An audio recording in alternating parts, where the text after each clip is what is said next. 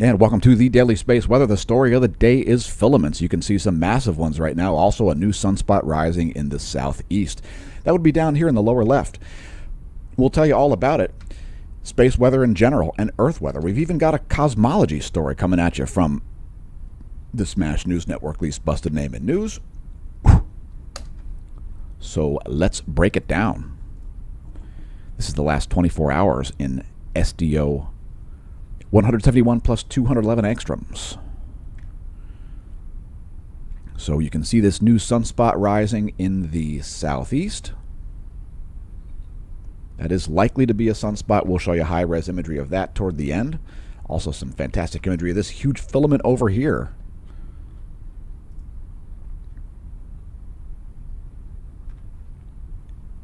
This sunspot is not quite visible yet. By the end of the video, it might be. We'll show you high-res imagery of that. So a likely one more sunspot to get a name probably today. Here are the groups that have risen in the past 24 hours in the northeast. Huge plasma filaments hanging up here as well. So there's one and there's another one right there. So lots of plasma filaments on the Earth-facing portion of the solar disk. The likelihood of coronal mass ejection is nearly 100% here, as there has been an underperformance of ejecta. There was a small CME that happened yesterday. We'll get to that as well. Here are some large groups setting in the northwest.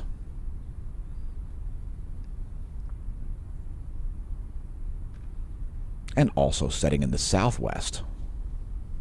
Also, you can see that gigantic filament rolling in there from the left of your screen. I don't know how we haven't named that one yet, but that is an exciting plasma filament indeed. So we'll break all of that down here. And before we do that, let's take a look at sunspots briefly. Here is your SDO continuum. That is yesterday plus today. Not a lot of major changes happening here. No major evolution of sunspots, so no huge growth or degradation of sunspot groups. Here's colorized magnetogram for that same period yesterday plus today. So there is one sunspot that hasn't been named yet that's already visible. It's this group right here. It is quite small. This group rising down here looks a little bit bigger. I do suspect that that is indeed a sunspot. And before we continue on, let's take a brief moment to see what's going on planet Earth.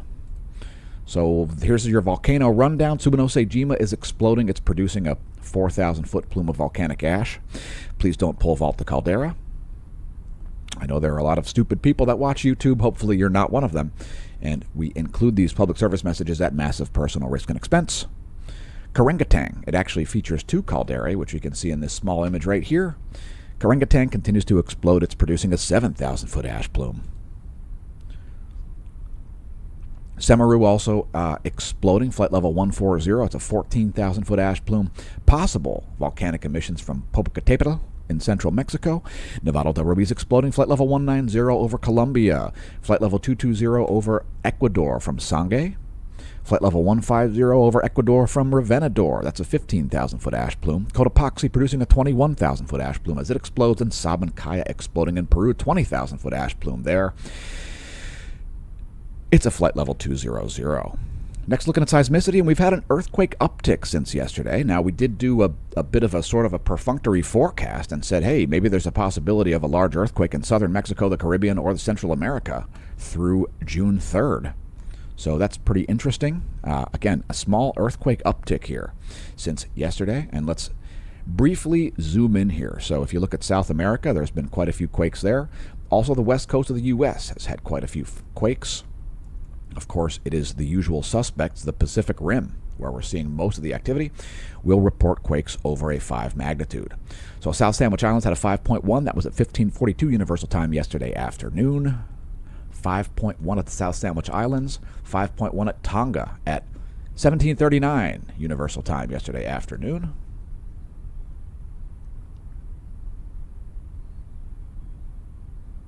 And then a lull in 5+ magnitude quakes for a long time here. And then finally early this morning, a 5.0 strikes Vanuatu. That's at 1:44 Universal Time. And then only 5 minutes later, a 5.5 strikes Peru on the opposite side of the Pacific Ocean. That 5.5 came in at 1:49 Universal Time. And then at 2:27, a 5.1 struck Peru. That looks like an aftershock. Also, at 2:48, a 5.0 aftershock came in. Keep in mind, any of those quakes could be a foreshock. So just keep that in mind when quakes do happen in your area, as that might not be the end of the shaking. Also, Somalia had a 5.2, not the most common place for a quake there, near the border of the Arabian and African plates. That 5.2 was at 6:23 this morning. And continuing up the list, we had some activity coming in here as we produced the video. Also, a 5.9 struck Somalia. So that 5.9 was at 3:07. I'm sorry, 7:17 this morning. 7:17 Universal Time. So that could be, maybe that's a foreshock. And let's hope not. Remember, quote, folks, any earthquake can be a foreshock for a larger event. Chile had a 5.0. That one happened at 10:08 this morning. And we're coming at you a little bit later than usual today. Smash staff and I slept in. If you enjoy the content, please support the channel via our affiliate/sponsor links. You may see a paid affiliate link on this video. One of those is the Hemp Lucid shop. Since we make just this side of nothing to produce the most detailed imagery of the sun and comprehensive space weather in the world, we had to look for other sources of income to increase the probability that these videos will continue to exist, remain publicly visible, and free for all to view. So pick up your Hemp Lucid products through our link or enter the promo code SMASHOMASH to save 10% on your checkout. Enter the promo code SMASHOMASH. It'll save you 10% and it'll help out the channel. So shop via our link, if you please. You can also assist the channel by clicking our links. And welcome to the Neo Renaissance. Smashomash.com is our homepage. We launched it in response to the pathetic and putrid censorship of Facebook. And by the way, we are free speech purists. We do not block, mute, or ban anybody from the channel. And anybody who claims that they're doing science that has to mute, block, and ban people from being able to comment on their videos is probably some sort of a hack fraud, as most people in science prefer open discussion.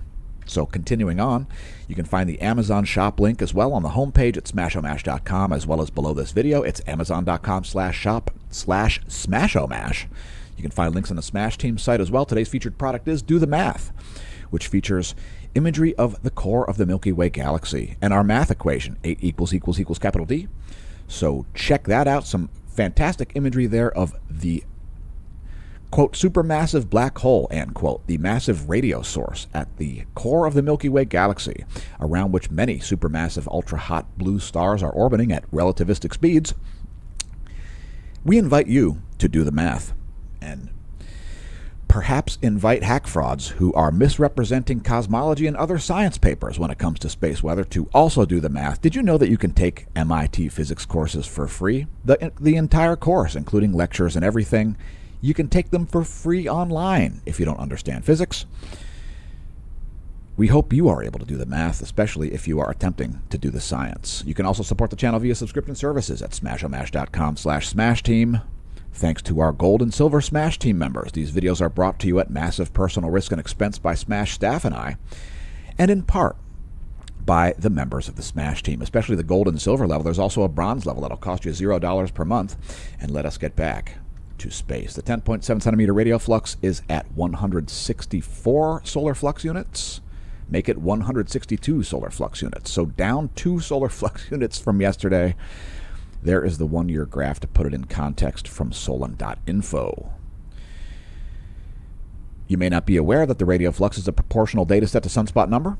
If you go to the Space Weather Enthusiast dashboard, you can see 2 graphs down here at the bottom. You can see how similar the sunspot number progression and the radial flux indeed are. So those are the 2 prime data sets that we use when evaluating solar cycles. And if you look at the NOAA forecast here, NOAA was forecasting some geomagnetic storm conditions this morning, and it just didn't happen. It was a dud of duds. There was almost nothing to show any indication of coronal hole high-speed streams. Barely a signal at all. We'll get to it in a moment. First, the last 4 hours of Earth's magnetic moment from space.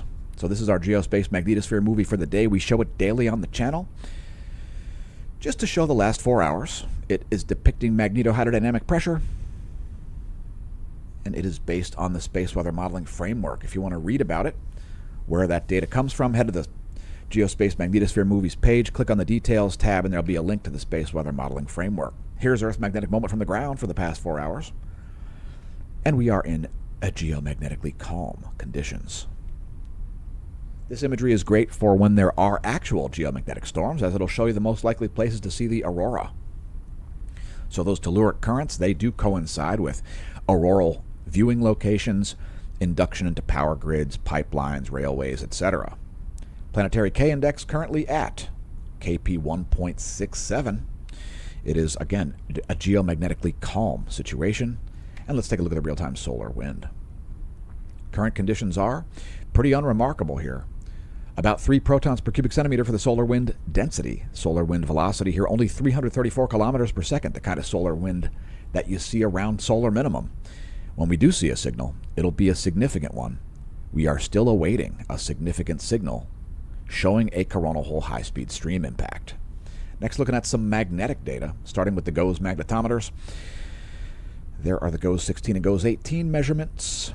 They had to do a little bit of maneuvering, both satellites there, as a result of maintaining their orbits. Their thrusters do create plasma. That's why the arc jet moments are shown, as those might be invalid readings. The plasma coming out of the engines can affect the magnetometers.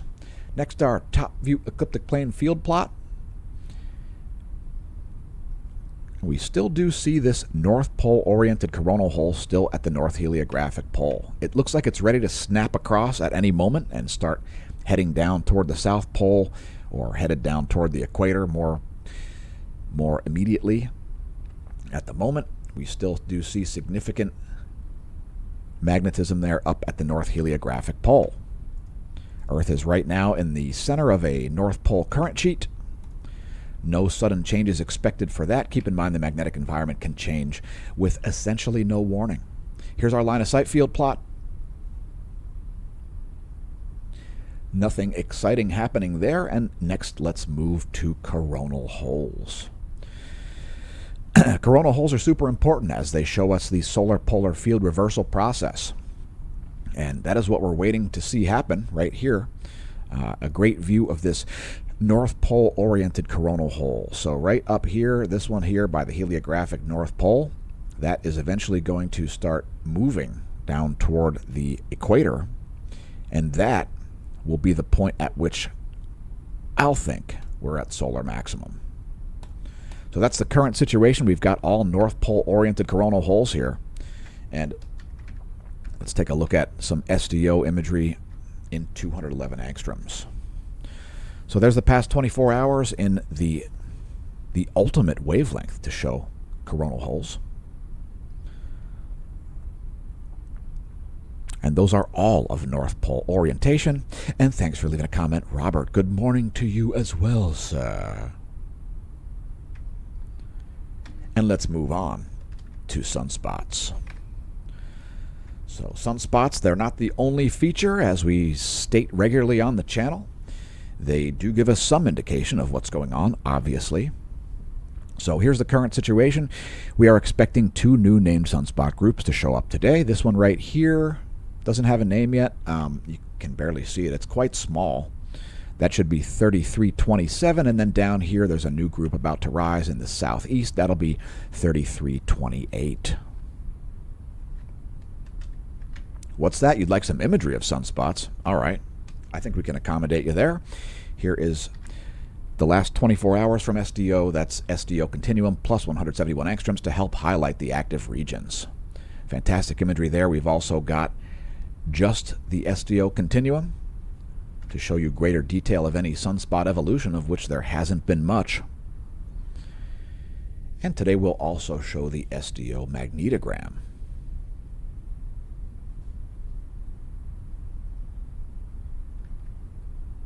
So there's the magnetogram. Again, you won't see a whole lot of evolution happening here. Most of those groups have been stable for the past 24 hours.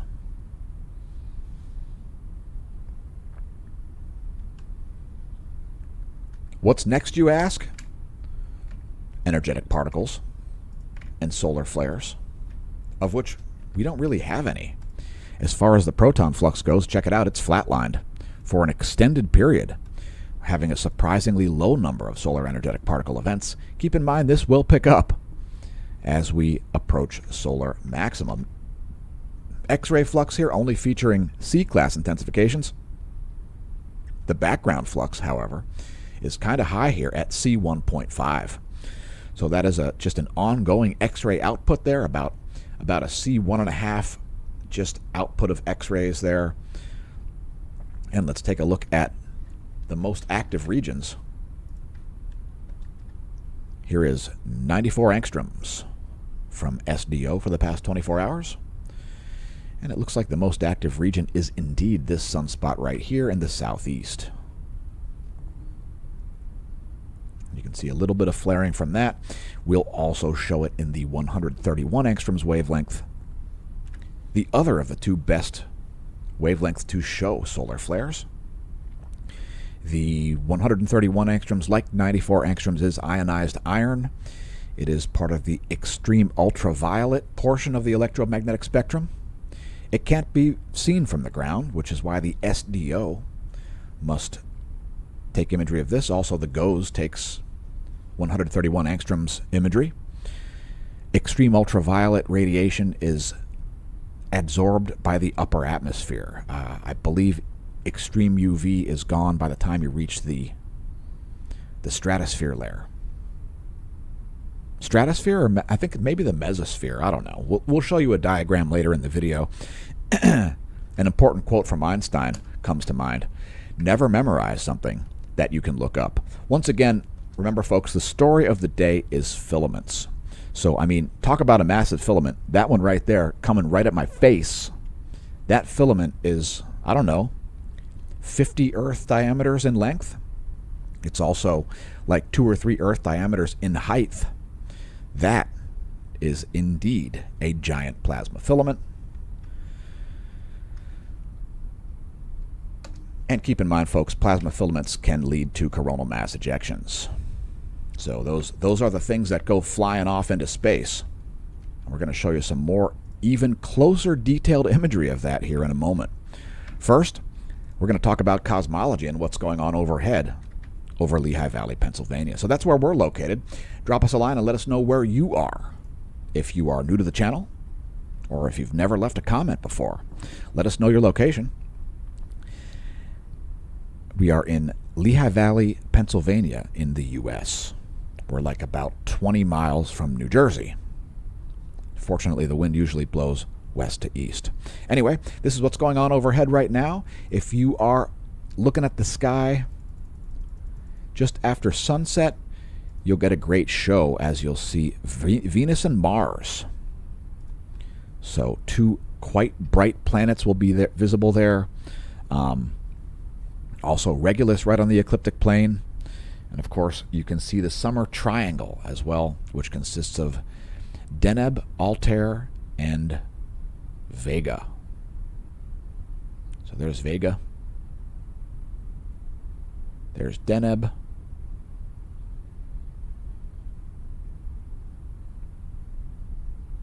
And there's Altair. The summer triangle. All right, so let's talk about cosmology for a brief moment. There is a fantastic story on SciTech Daily. Astronomers stunned by discovery of mysterious filaments in the Milky Way's center. Now, you may have heard me say repeatedly that galaxies aren't really scalable to the solar system level. In other words, while there are some similarities between a galaxy and a solar system, they aren't the same at all. Galaxies are really complex, and they contain billions of stars, sometimes hundreds of billions of stars, and they just don't behave the same way as a solar system does. So what I mean by that is the stars in the solar system do not interact with the galactic core the way planets interact with the sun. Okay, the stars that are really close to the galactic core, within maybe 100 light years, 400 light years, something like that, they do interact directly with the galactic core. But when you're 25,000 light years away from the galactic core, like our solar system is, not the same thing. So check this out. This is the Milky Way galaxy. I'm just going to leave it zoomed in at that level for a minute. These are Meerkat-obtained radio images. So these are radio-emitting structures in the Milky Way galaxy. And I'm going to zoom out here for a minute, but I just want to show you the difference. You may notice that there are a lot of filaments here that are almost perpendicular to the galactic plane. What I mean by that is this is the galactic plane, and you see a lot of lengthy filaments here that are kind of at a 90-degree angle, aka perpendicular, right? Check it out. Let's subtract the horizontal portion. So there you can see all those very lengthy filaments, and these are hundreds of light years in length, perhaps even a few thousand light years in length. And then there are these other filaments that are like parallel with the galactic plane. So there are different structures in the Milky Way galaxy is the point. So there are the horizontal ones, the ones that are roughly parallel with the galactic plane. Here are radio jets, radio emitting filaments that are perpendicular to the galactic plane. And there are all of them combined. Now let me zoom back out here for a brief moment so you can see the entire image, because it is a fantastic image.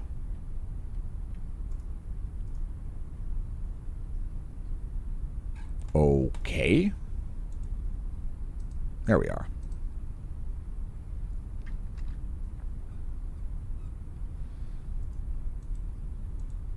So what it's showing is the colors are just showing position angle. And then this is the center of the galaxy right at the 0 line. Right in here is about where you'll find Sagittarius A star. So there are just the horizontal filaments. There are the vertical filaments, which you can see are much longer. And they are sort of oriented in relation to the core of the galaxy. Last but not least, there are all the filaments. And you can see various different structural features there. Like this over here looks like a little bubble.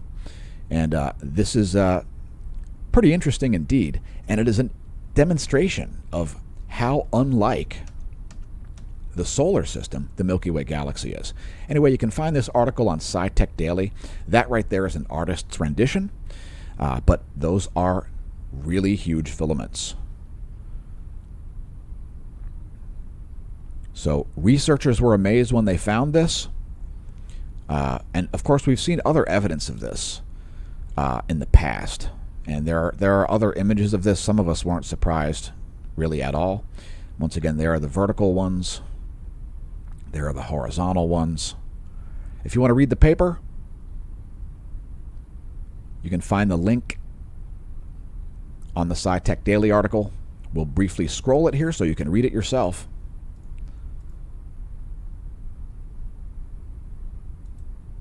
Just insane imagery of the Milky Way galaxy in radio frequency. Horizontal filaments, vertical filaments, and there they all are. Probably not a coincidence that these things are lining up largely at 90-degree angles to each other. And let's move on to show a solar system forecast. So here's where things are on today, June 6th. Let's advance this 1 week. Here's where things will be in a week. And we've said it repeatedly on the channel that the galaxy is filamentary. The interstellar environment, the area in the Milky Way galaxy in which the sun lies, is filamentary. It's not structured at all like the solar system, and stars are not interacting with the galactic core from 25,000 light years away the way the planets interact with the sun. Continuing right along to look at some coronagraphs from yesterday. So you will see a very slow speed coronal mass ejection coming out of the southeastern limb here. A great example of an ultra low speed coronal mass ejection. It was accompanied by some radio emissions. And look, there's a filament coming right out of the sun.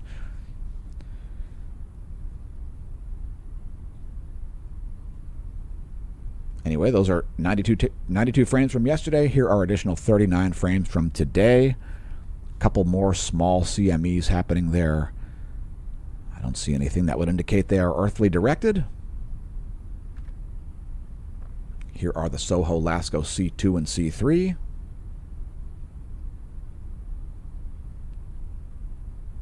Again, a great example of a low-speed coronal mass ejection happening around 1500 Universal Time yesterday. Not likely to have any earthly directed components. I'll also learn how to speak the English language. We'll show stereo A and Soho-Lasco C3. So there's stereo A on the left, Soho-Lasco C3 on the right. Keep in mind these are not synced.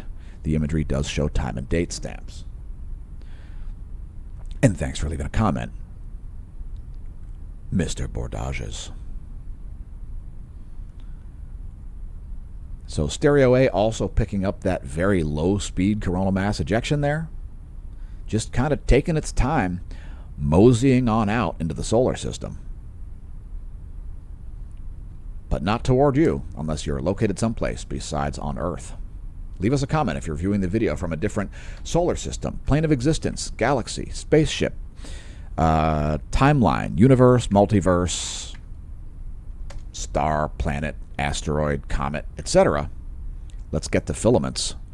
And the filaments are pretty major. So the major spots are this one right here. There are some setting filaments up here. There's a huge crown prominence filament up here and some around this most active sunspot region. So yeah, those are some serious filaments. And once again, today's forecast for coronal mass ejections is, I'm going to say, nearly 100%. So here are some great wavelengths through which to view filaments. That's 304 plus 193 angstroms. And let's check it out. Here's this huge filament hanging out around the north heliographic pole. Great Earth scale there, and catching some great motion of that filament.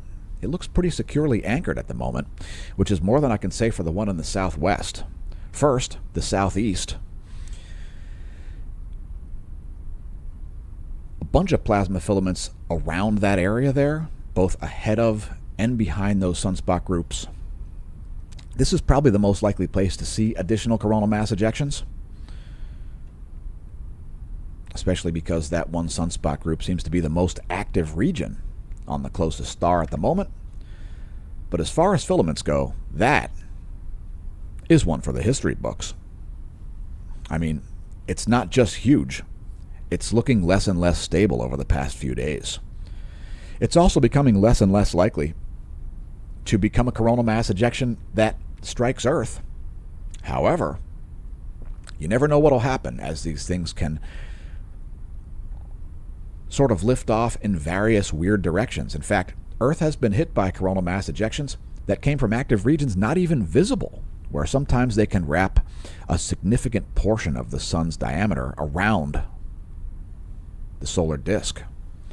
So anyway, that is some fantastic imagery indeed of one of the larger filaments that we've ever covered on the channel.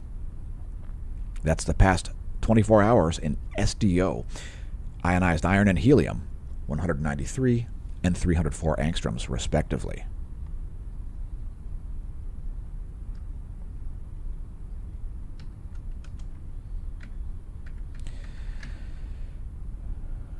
Next, we're going to look at the past couple of hours here. Since we showed 24-hour videos, here you go with a 2.5-hour video from the GOES 18 SUVI. And it looks like there is a CME happening once again as we stream the video. So right here, you can see some ejecta there. That could be earthly directed, but if I had to guess, if I had to bet, which I certainly don't, I would say it will miss Earth to the south. It is too early to tell because it will not even show up on coronagraphs yet. However, I've got some experience doing this, which brings us to our bonus features segment, starting out with satellite charging hazards. Do we got any? Nope. It's smooth sailing for satellites. There you go. No surface or internal charging hazards for satellites at the moment. The GOES electron flux here just in a normal operating range. You could say it's nominal. The GOES electron flux for the past 3 days. There's the past 1 year. It's a little bit on the low side. Not as low as we expected because the coronal hole wind stream has not shown up yet. There is the forecast model by NOAA. And NOAA was right, and we were wrong. We expected it to be a little bit lower than the forecast model because of the coronal hole wind stream. But hey, it never really showed up in earnest. Let's continue on Take a look at the F flare of the ionosphere. So this is the bridge between Earth and space, located at about 300 kilometers of altitude. And here we go. The extreme ultraviolet, which is picked up by the SDO AIA instrument, like the 193 plus 304 angstroms, that's extreme UV, and it doesn't even make it to the mesosphere. It's filtered out by the time it reaches the thermosphere, which is why we have to use spacecraft to view it. And here is the F flare of the ionosphere.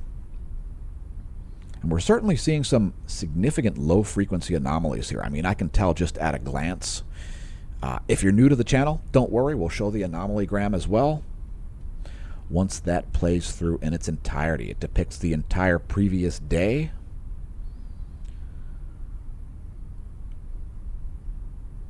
And here's the anomalygram depicting anomaly in megahertz from the 30-day median.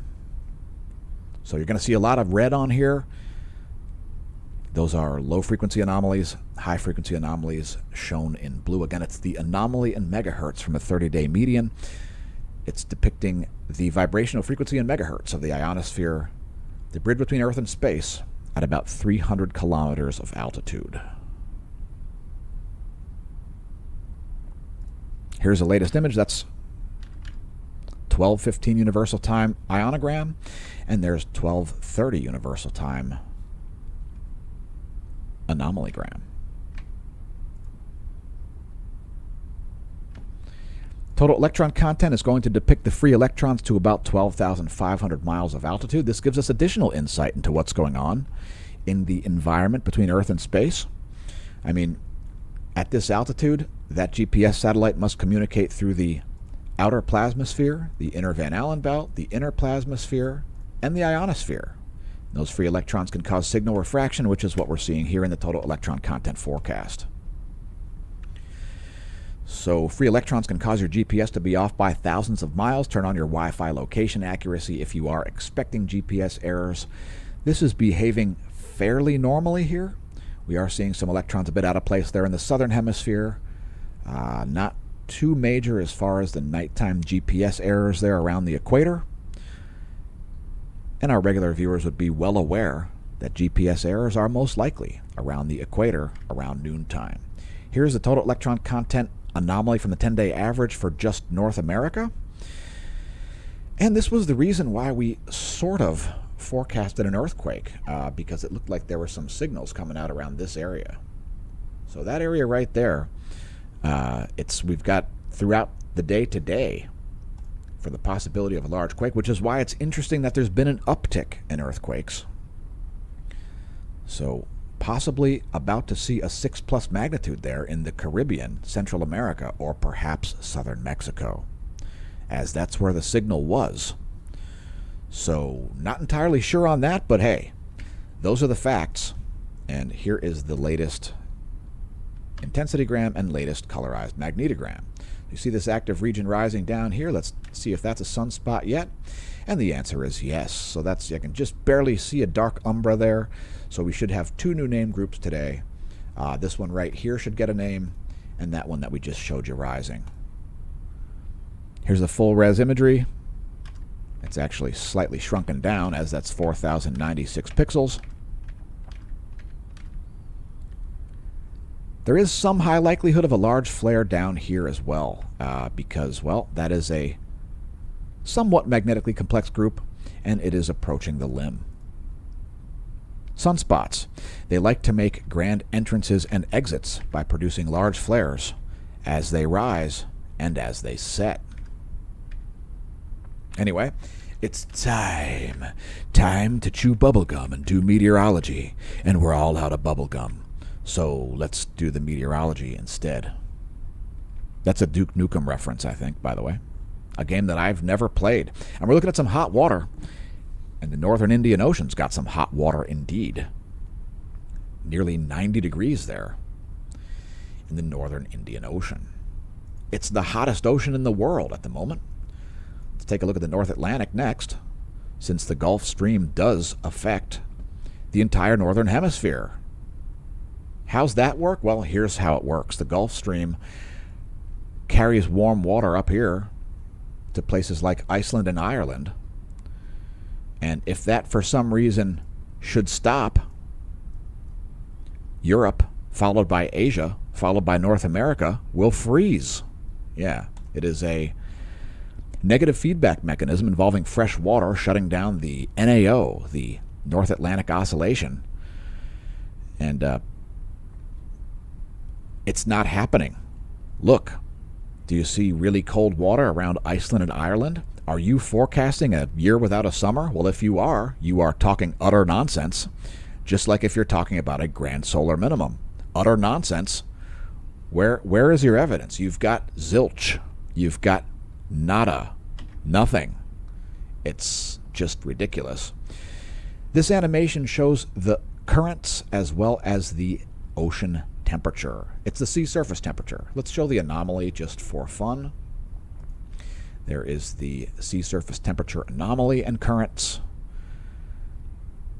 And we'll show the whole world here briefly to show you the temperatures, at least on the surface, of the world's largest heat sinks, like the Pacific Ocean, followed by the Atlantic Ocean, the Earth's second largest heat sink, followed by the Indian Ocean, the third largest heat sink, followed by the Southern Ocean, the fourth largest heat sink, followed by the Arctic Ocean.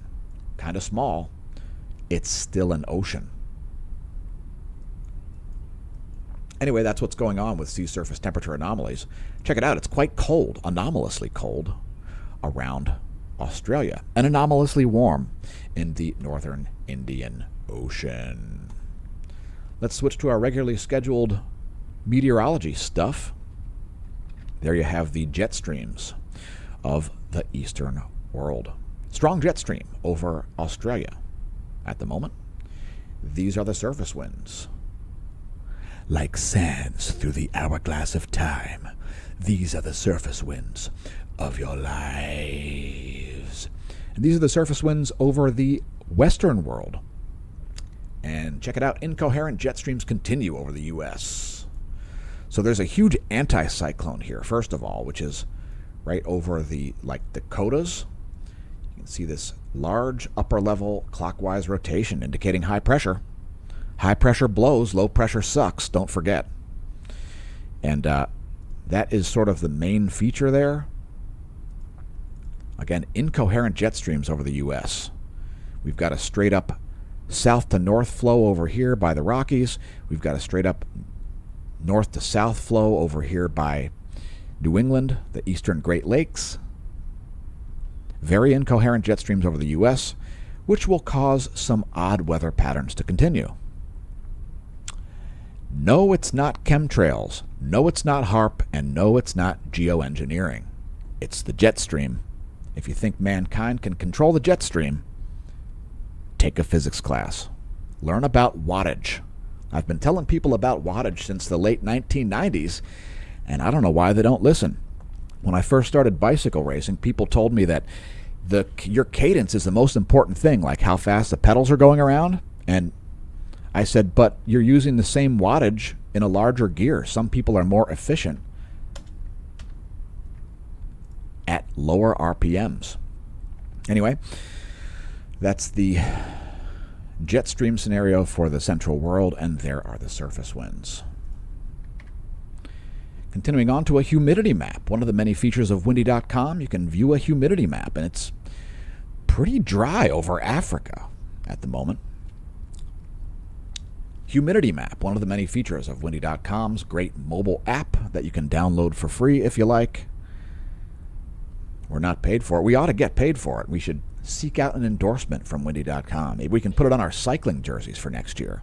Anyway, this is clouds and fog over the Americas as we zoom in closer and closer to the lower 48, tying your space weather and Earth weather together in one convenient, no-nonsense video. Here's your weather.gov map. We've got some flood watches and hydrologic outlook type stuff going on here. Also some tropical storm warnings around the Florida Keys, Key West. If you are drunk at Key West, there is a tropical storm warning just offshore. Weather.gov is the location. If your location's lit, click your location. And here is the continuing incoherent jet stream over the U.S. So there you go. That's the 250 millibar winds.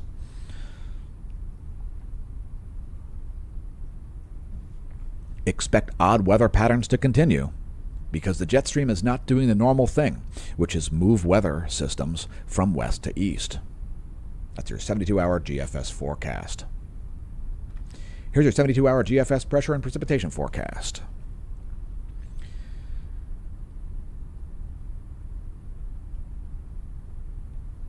And since some of that precipitation will cause some flooding, here is your GFS 72-hour total accumulated precipitation forecast in inches. And the majority of that rain by that low by Florida there is going to fall in the Atlantic Ocean. So that's a good thing, as they don't really need 12 plus inches of rain in Florida. It's going to be kind of stormy off the coast of Georgia. Also, Montana expecting like 4 inches of rain and some heavy rains down the center part of the country. Here's your lightning mapper. This is where the major storms have been happening. Across the storm capital of the U.S., Texas. Texas getting kaplastered with thunderstorm after thunderstorm after tornado after supercell after thunderstorm after heavy rain. Here is the current map, and the main lightning right now is striking north of the Mediterranean. It's been happening for days. Been a lot of thunderstorms in places like Italy, Croatia, etc. By the way, that is a real-time lightning map from lightningmaps.org. Check it out next time you hear thunder. It could save your bacon. Do we have terrestrial strikes? Hey, Everglades National Park. That is a large estuarial swamp, if I've ever seen one. There is thunder rolling in southern Florida. Anyway, there's your full map of current lightning cells. Here's your U.S. Doppler radar map, and thanks for leaving a comment. Cookie Spacey. So there's the U.S. Doppler radar map depicting vertical motion in the air column. There is the lower 48 view, and you can see right there a storm moving in a weird direction. Since when do storms move from Oklahoma City to Denver? Well, when the jet stream is not behaving in a coherent fashion. There is clouds and fog. Some oddities happening in the Gulf there as well. It should be more apparent why when we look at the water vapor map. Great thing about the water vapor map is it shows dry air as well as moist air. So, for example, you've got some moisture being sandwiched here in between this dry air impulse and this blocking system right here. And you've also got a system moving like this, so it's causing massive pressure gradients there over northeast Texas. Anyway, we're going to close out the video with a recap. U.S. Doppler radar. Clouds and fog depicted by the shortwave radiation satellite, 3.9 micrometers infrared. And how about 6.19 micrometers infrared water vapor map? And that is where we will end this video. Hopefully your soul has not ended its existence by being kaplastered into the river Styx. And hopefully you're not consuming too much nonsense on YouTube. Thanks again, everybody who left comments on the live stream. Thanks to everybody who's tuned into the YouTube videos. If you're only viewing on BitChute, go subscribe on YouTube. You're missing 90%, probably more like 98% of the content at this point. Thanks for tuning in once again. And once again, I'm headed back to the bunker because I'm very spooked by space. I'm so spooked by space, I got to go back to the bunker, folks. So we'll see you soon. And here I go. What?